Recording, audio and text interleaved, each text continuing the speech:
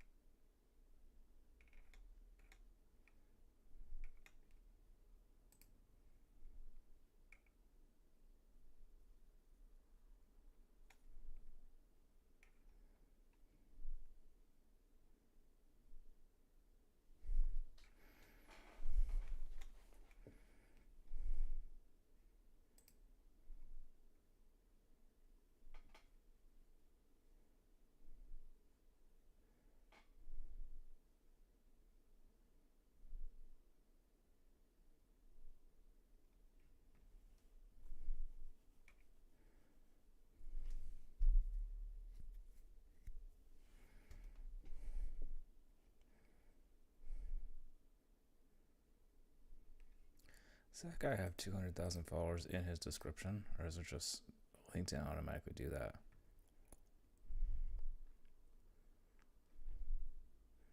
He has it in his description. That's pretty goofy.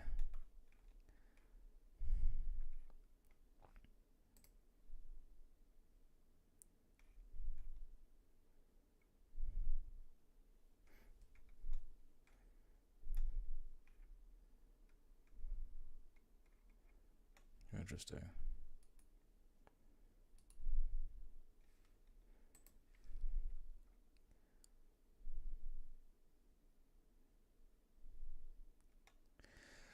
This is interesting because he's talking about here how it looks like most of his professional career was at Meta, including like internships. He just basically went to school.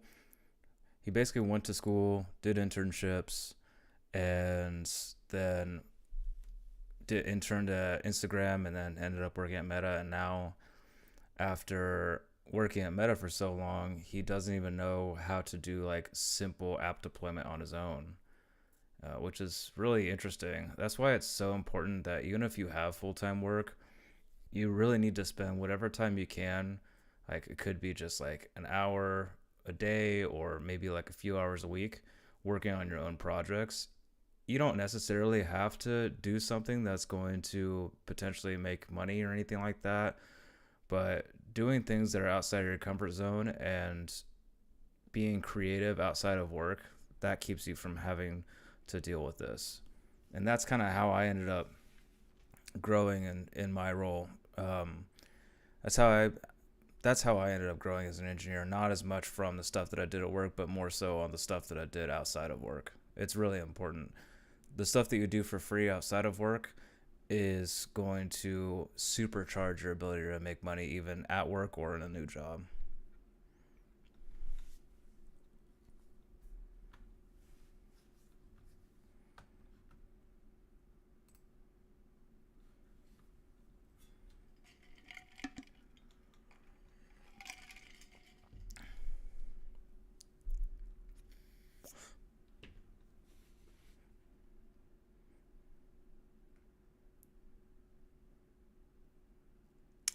I gotta tell you, putting gay unicorn in your in your LinkedIn bio, man, like who hires that?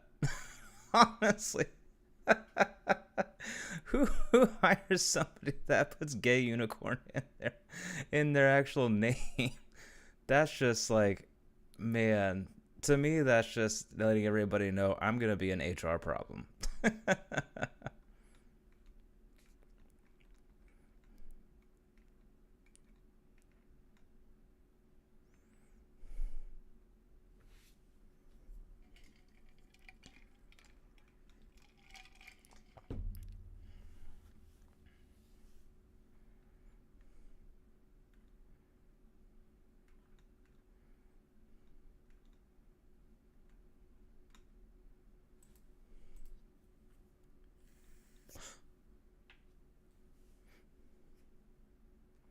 Laid off again, laid off from Shopify, laid off from SiteGround. I gotta tell you, I really think that the future of the tech industry, when it comes to like tech roles rather, is gonna be in non-tech industries. So I just really kind of think that, especially with H1B in the U.S. and how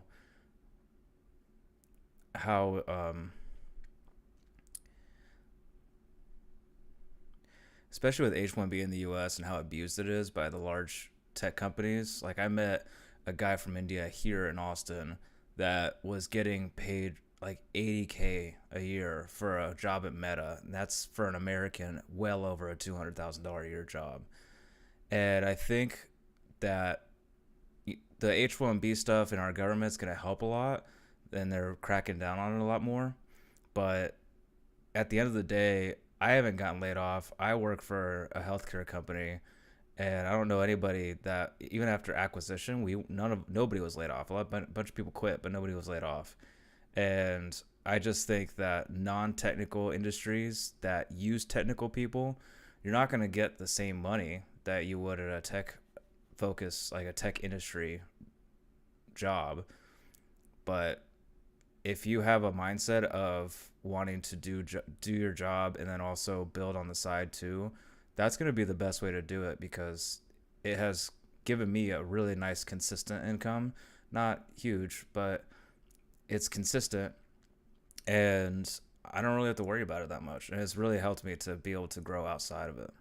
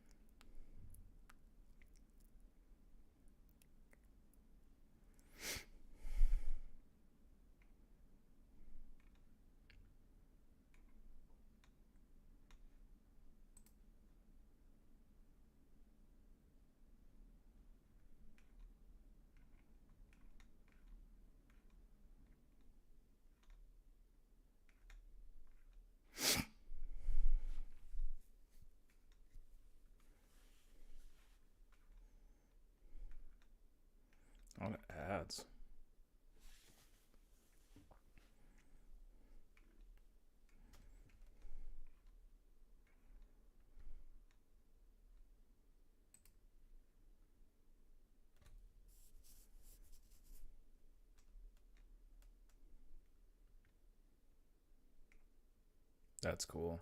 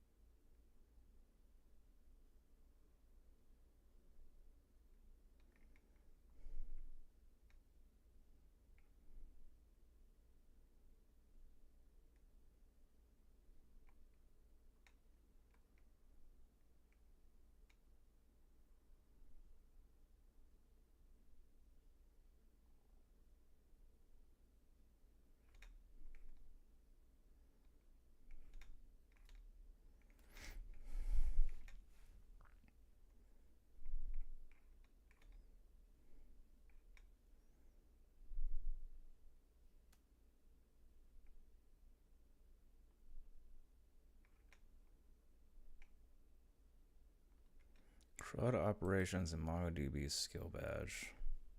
And good for him. That's simple stuff, I would imagine.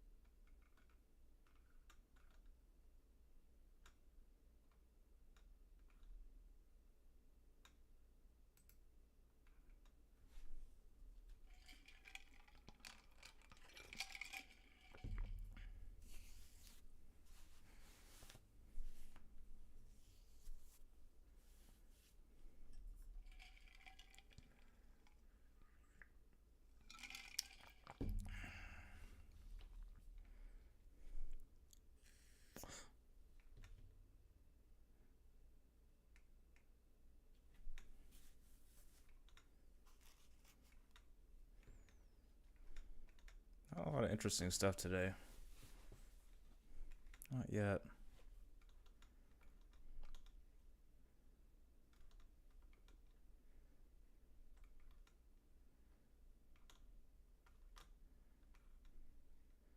Just a bunch of ads.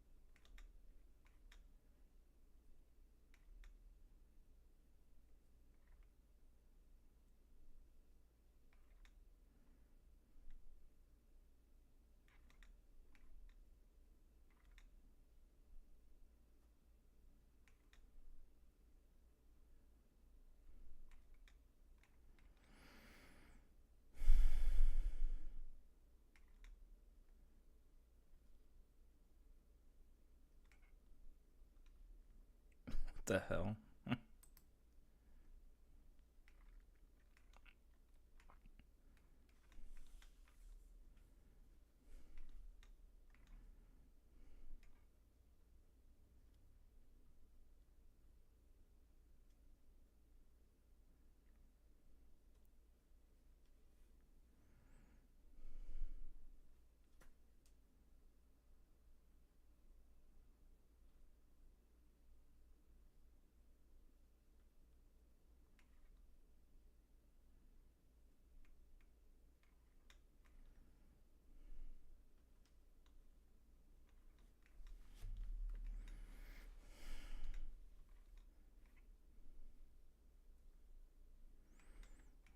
Boring stuff.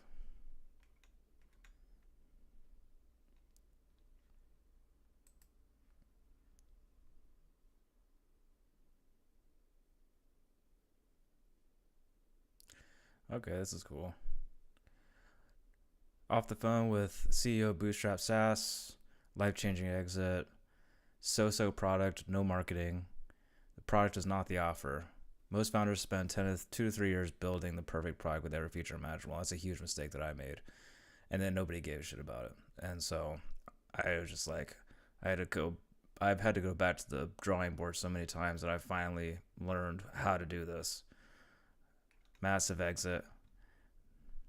So he's got like a live thing. That was 3 weeks ago, so it's probably done. But really, what it is like this is totally evidence of what I preach and what I've learned.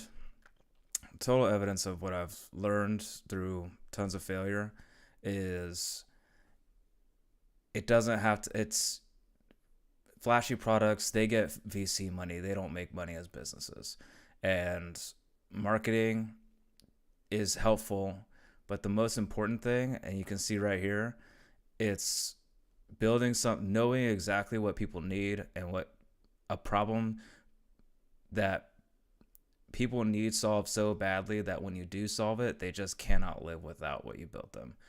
And that gives you all the leverage in the world. And that's how you build things that actually make money.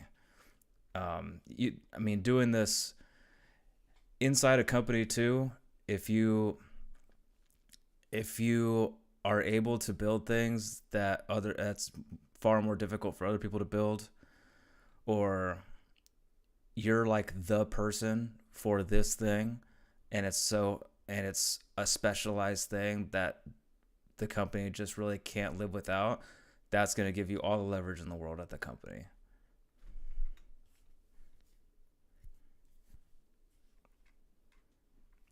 So for instance, an engineer at LaunchDarkly was like the person for guarded rollouts. And it's going to be so unbelievably difficult to remove this person, or this person has tons of leverage because they are the basically the source of truth when it comes to front end development, when it comes and guarded rollouts.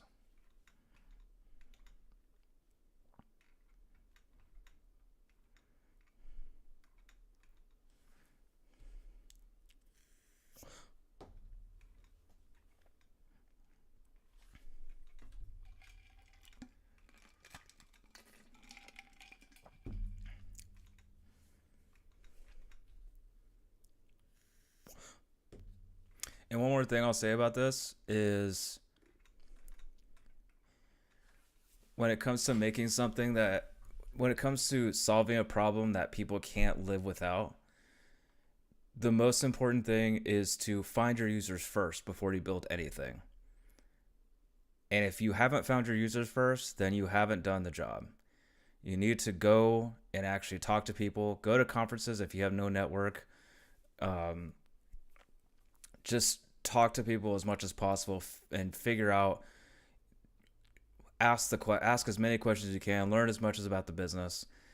The answer is not making an AI product that could be cool. The answer is you want to serve an industry, go learn everything you can and meet whoever you can in that industry and figure out what their biggest problems are and solve them.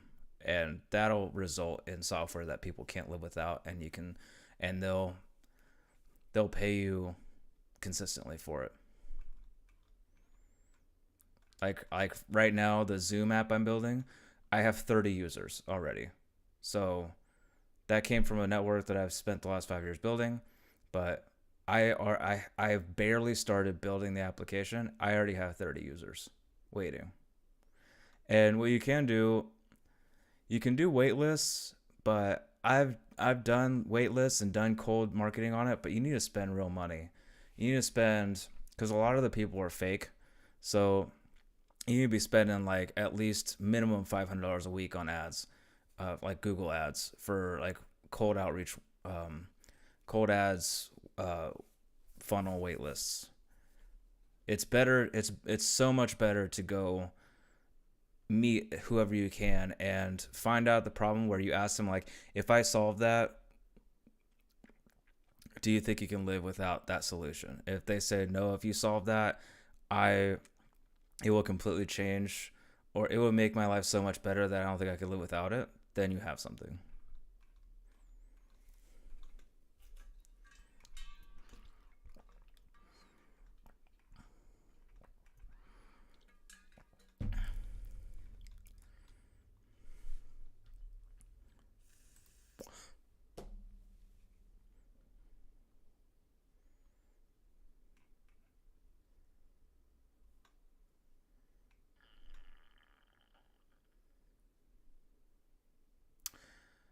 I think GitHub graphs are so goofy now because there's applications that people have made so that you can actually fake them.